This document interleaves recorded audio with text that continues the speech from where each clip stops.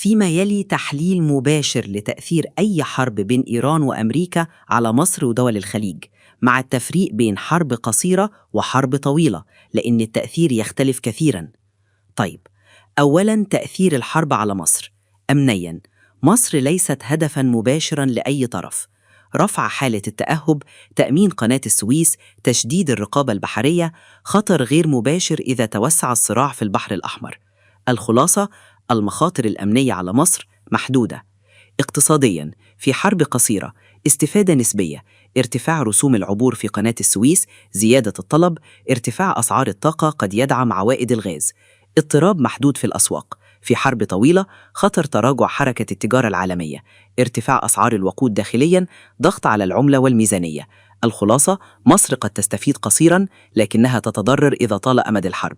سياسياً، مصر تلعب دور الوسيط والداعي للتهدئة، تعزيز مكانتها الدبلوماسية إقليمياً. الخلاصة: مكسب سياسي محتمل لمصر. ثانياً، تأثير الحرب على دول الخليج.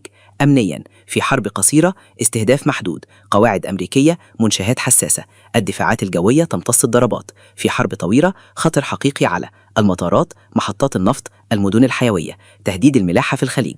الخلاصة: الخليج هو ساحة التأثير العسكري الأساسية. اقتصادياً، في حرب قصيرة، ارتفاع أسعار النفط يساوي مكاسب مالية كبيرة، تعويض أي خسائر سريعة. في حرب طويلة، تهديد التصدير عبر مضيق هرمز، توقف جزئي أو كامل للصادرات، ضرب الثقة الاستثمارية والسياحية.